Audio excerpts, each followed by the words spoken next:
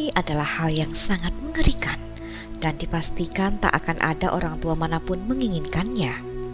Ketika gadis kecilnya yang berusia balita berperilaku yang diibaratkan seperti perilaku iblis, para media menyebutnya evil child atau anak setan. Gadis kecil ini sangat senang membuat adik laki-lakinya merasa kesakitan dengan melakukan hal-hal seperti memukulnya, menusuknya dengan peniti, meninju kemaluannya, hingga membenturkan kepala adiknya ke lantai semen. Gadis kecil ini melakukannya tanpa ada perasaan empati sedikit pun. Ia begitu dingin, bahkan ia utarakan ingin mengakhiri hidup adiknya dan kedua orang tuanya. Balita ini juga kerap melakukan kebiasaan tak lazim, yakni masturbasi beberapa kali sehari di tempat umum, hingga kemaluannya sampai berdarah. Dan ke hal itu, orang tuanya sering membawanya ke rumah sakit untuk dirawat. Simak kisah nyata selengkapnya dan sesi wawancara si gadis kecil ini yang mengutarakan hal-hal mengerikan. Apa yang membuatnya berperilaku demikian dan bagaimana tentang kabarnya hari ini? Sesaat lagi hanya di K-Channel. Apa yang sebenarnya tengah terjadi di dunia ini? Inilah K-Me Info Dunia dalam membuka jendela dunia dari berbagai sumber selengkapnya.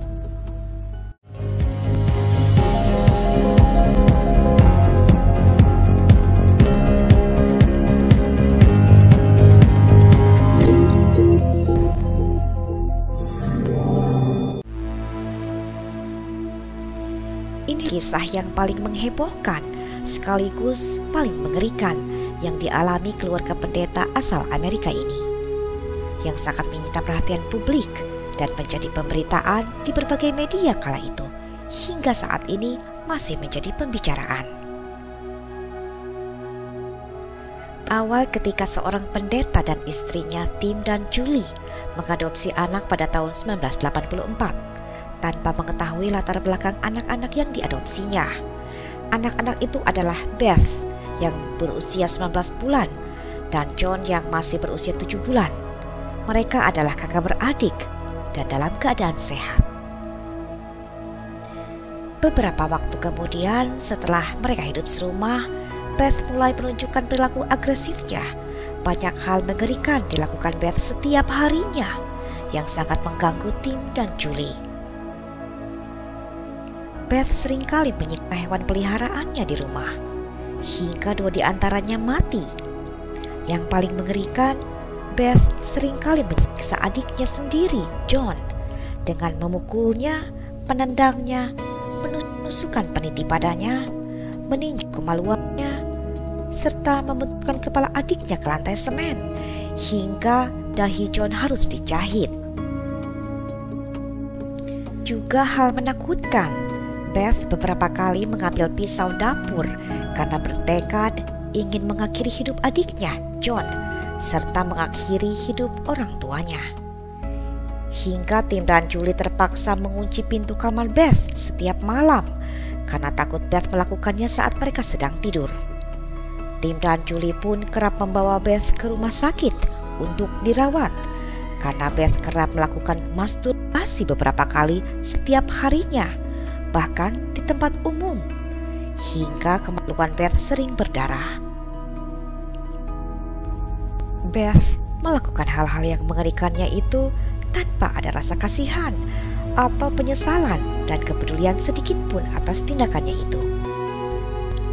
Lalu Tim dan Julie mencari tahu latar belakang tentang Beth dan John.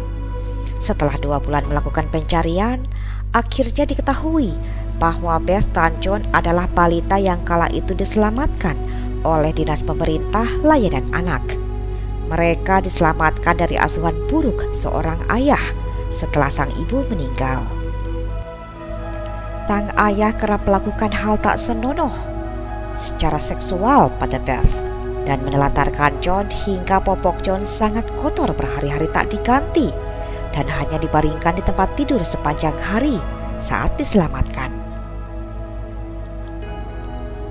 Karena Tim dan Julie merasa kewalahan atas perilaku Beth tersebut, Akhirnya mereka membawanya ke psikolog profesional.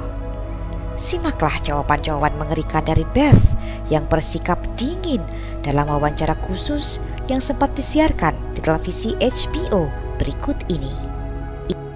Namun sebelum lanjut, ada baiknya untuk mengklik terlebih dahulu tombol like, share dan subscribe, serta tombol notifikasinya agar tak ketinggalan update game info dunia selanjutnya. Afraid of you, Beth? John. Your brother. And why is your brother afraid of you? Because I hurt him so much. Mm-hmm. At nighttime, what do your parents do to your door? Lock it shut. Why do they lock it shut? Because they don't want me to hurt John. Are you hurting John? Mm-hmm. Okay. Are they afraid that you might hurt them? Yep. When would you do it? Nighttime. Okay. And what would you do to him, Beth? Okay. What would you stab him with? A knife. Okay. Do you do it a little bit or a lot? A lot. And what are you trying to do to your brother? Kill him. Why do you want your brother to die? Because I was hurt so bad, and I don't want to be around people. Who else would you like to stick pins into? Mommy and Daddy. What would you like to have happen to them? Die. Tell me about your birth father. What was that nightmare like? When he touched my vaginas and wouldn't feed me a lot. How old were you? 1. In your nightmare, what happens? I get real scared. Where are you in the nightmare? What happens in the dream? I'm in the house upstairs. How do you feel when you talk about this? Scared. What's it touching? My vaginas. Your face looks sad. Can you tell me about that? It's crying. Dots of the tears. Does your brother have private parts? Yeah. Yeah? What is his private parts? Penis and butt. And what do you do with your brother with his private parts, Beth? I heard it. I pinch it. Squeeze it. Kick it. What does he say? Stop. Well, he says stop, but I don't stop. Do you hurt him? A lot. Would you like to do that to other boys? Have you ever rubbed your private parts? Do you do it a lot? A lot. How much do you do that? I did it every single day until it got real bad and messed up, and I had to go to the doctor, and I did not like it. And it bled? What do you do to the animals, Beth? Stick them with pins. Do you stick them a little bit or a lot? A lot. What are you trying to do to the animals, Beth? Kill them. Tell me about the knives. Where did you get them? From the drawer. And where else? I got them from the dishwasher. What kind of knives? Big sharp ones. And what do you want to do with those knives? Kill John and Mommy with them, and Daddy.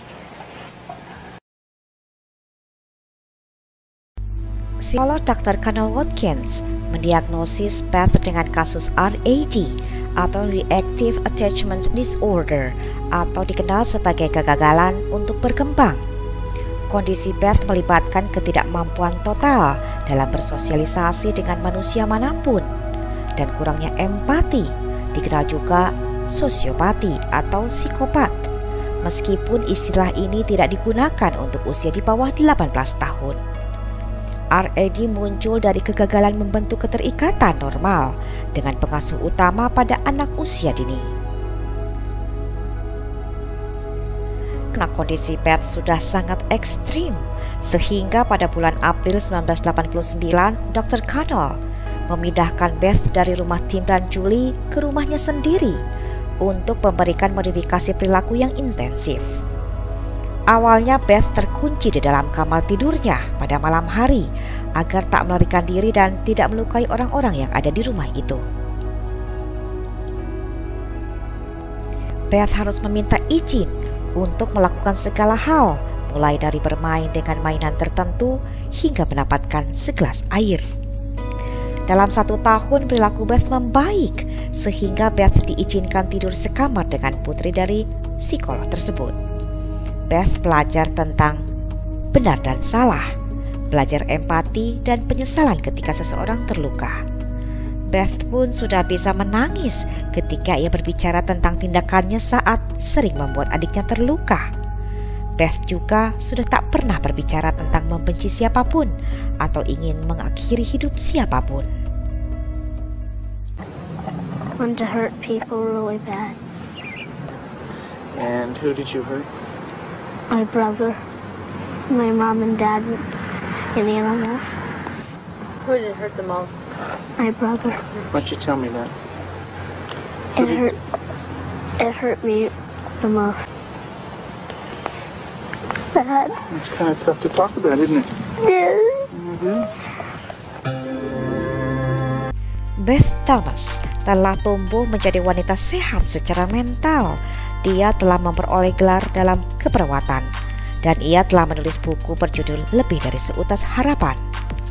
Pada 18 November 2016, Beth telah menikah dan kini ia hidup bahagia di Flagstaff, Arizona, Amerika Serikat. Namun Beth dan suaminya memilih kehidupan yang tertutup dari media sosial dan dari sorotan media. Dalam kisah ini dapat disimpulkan betapa pentingnya peran orang tua dalam merawat dan mendidik anak dari sejak balita. Karena di usia ini sebagai dasar perekaman memori yang kuat yang akan diingatnya. Komunikasi yang baik, kasih sayang yang diberikan, kedisiplinan yang diterapkan, dan hal-hal kebaikan yang ditanamkan senantiasa akan membuatnya tumbuh berkembang menjadi anak yang sehat dan bahagia. Bagaimana menurut pendapat Sobat Kay semua? Silahkan berbagi pendapatnya di kolom komentar. Dan jangan lupa untuk tetap mengikuti Kay Info Dunia dalam berita yang berbeda selanjutnya.